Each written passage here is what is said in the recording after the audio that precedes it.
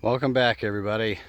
Sorry it's been a even longer than normal absence from posting any videos or pictures, but this is what we've been up to. This is one of the reasons we've been so quiet, in addition to another animal escape and another steer getting hit on the road and he needing to be put down immediately. Driver's okay, but anyway. We have been busy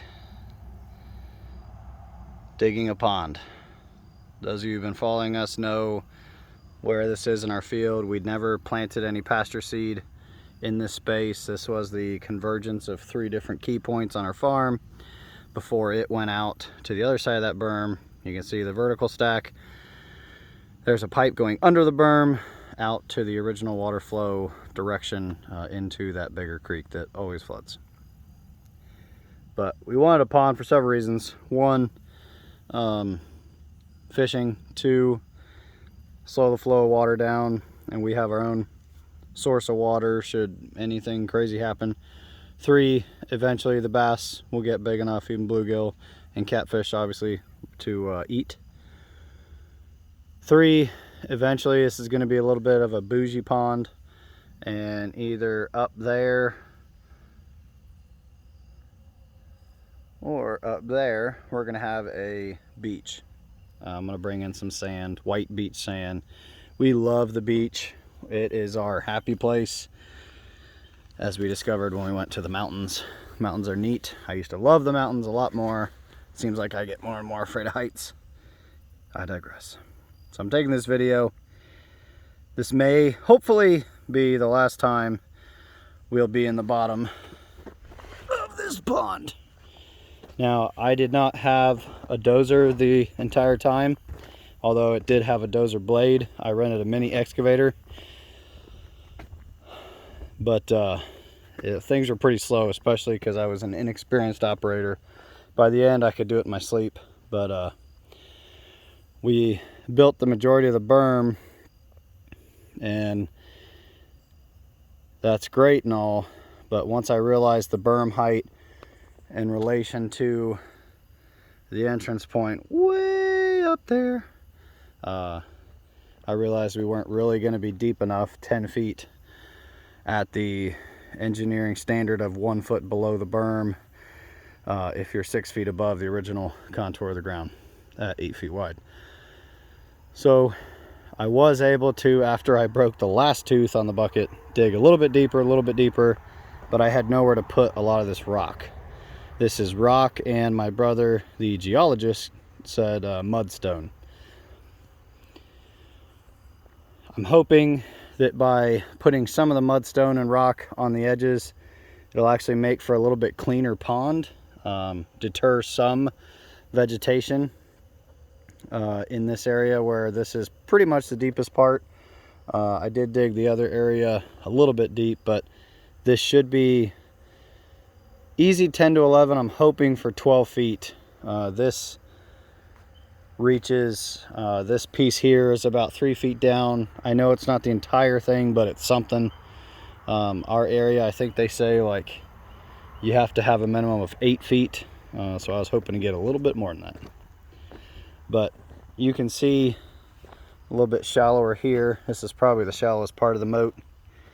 Caden and Emily were already catching some minnows in some of our other ponds that we started 2 or 3 years ago in an effort to get them breeding, get some bigger breeder sized minnows. Oh, there was at least a couple.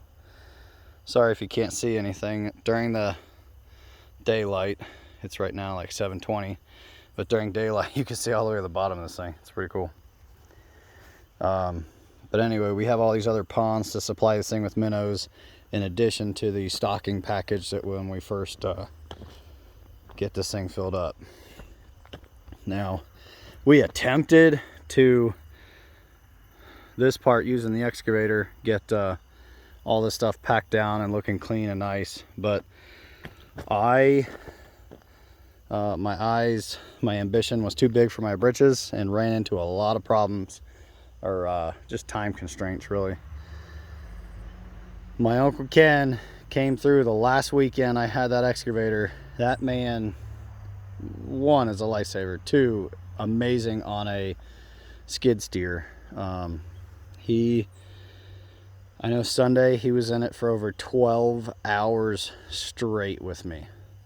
And I kept saying he should go home. He's like, no, bud, I'm here till you go in. And that's awesome. If you're watching this, Ken, massive shout out. I can't wait till you get to enjoy some of the fruits of your labor.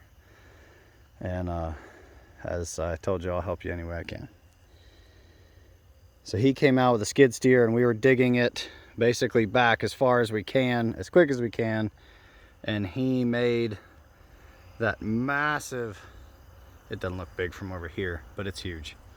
That pile's about as big a footprint as our garage. We're gonna hopefully use that to build our long-awaited cob house structure thing on that side of the pond near the beach. So that way, hopefully, if I'm ever in the doghouse, I can come out here and have a place to stay. But the pipe idea, shout out to the guy at Home Depot. I was researching all kinds of pipes. Most of them have them slanted, coming in at the top.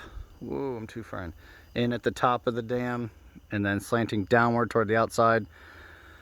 But if you're already digging the berm, and I had to dig out my, they have a technical name for it, but you dig a trench in the original contour of the ground and then fill it back in so that it's kind of locking the new stuff in place with the stuff above, and it's not just a sheet on top. Core trench, I think it is. Anyway, I was already digging down, so I just buried, I think there's 40 or 45 feet of that sewer pipe underneath this thing. And it's got grates on both ends to protect from creatures trying to get in either end. But what we're going to do is we have these couplings that are not PVC glued. So if I ever need to drain the pond, I'm going to put little clips in to hold it, and then I pull a clip out, pull the PVC up that's above that clip. I can systematically lower it. That's probably the biggest section we're going to do, and from here it'll be like 6-inch sections, I think. Reason for this video, we are supposed to get some areas around 1 inch of rain tomorrow. This pond is going to catch every inch that flows into it. Our pastures are pretty dry, so we might not start to get any water flowing anyway until about half an inch or more into it. But whatever rain does flow in here will be hitting, I think it's something like 8 or 9 acres. Walking the perimeter of the pond, it is only 0.6 acres. So disappointing, because we, especially Ken at the end, worked so freaking hard. I mean, come home from my full-time job and then be out here digging for a month. Most nights until 10:30. Some nights I went crazy and I was out here till 1. This is the other deep section. Man, I'm way too far zoomed in. I apologize, everybody.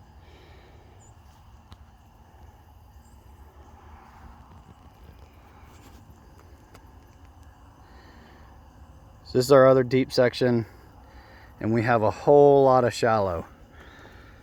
And we're gonna see, I had a laser level. We were digging so fast at the end before I had to return the equipment.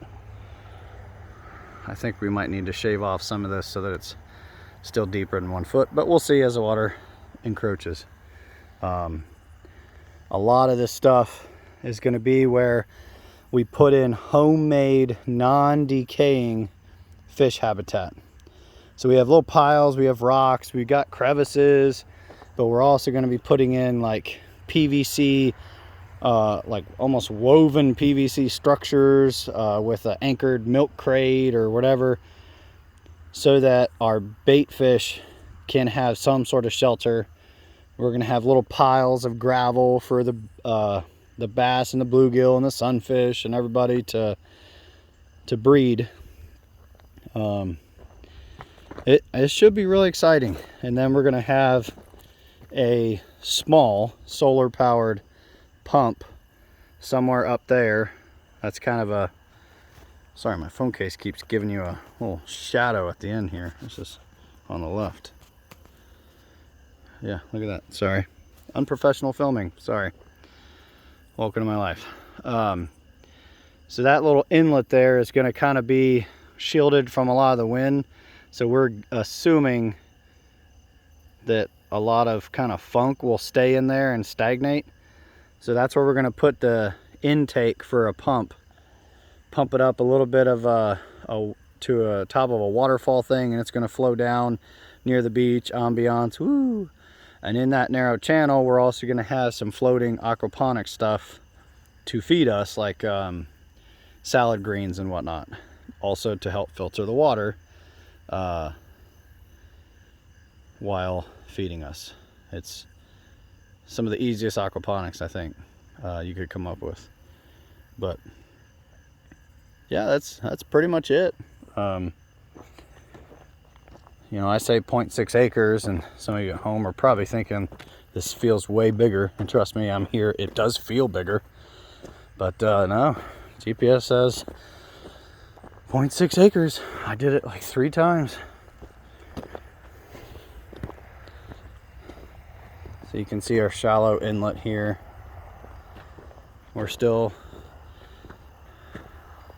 We put dirt way out there to raise that up so that we can catch the water that was going in the woods over here, because that was starting to lead to some erosion. And I preach all the time about reducing erosion, so I'd be a total hypocrite if I didn't do what I could to stop it. But we're obviously going to need to take equipment. There's our big creek crossing that, I don't know, 20% of the year we can't use it because the water's too deep. But we'll be taking equipment over this. I'll bury about 20 feet of that cement pipe and then have a nice little high point where it doesn't get mucky ever. And yeah, I think that about does it. We can't wait to have, you know, kids out, family, friends, camps, you name it. Yeah, so stay tuned.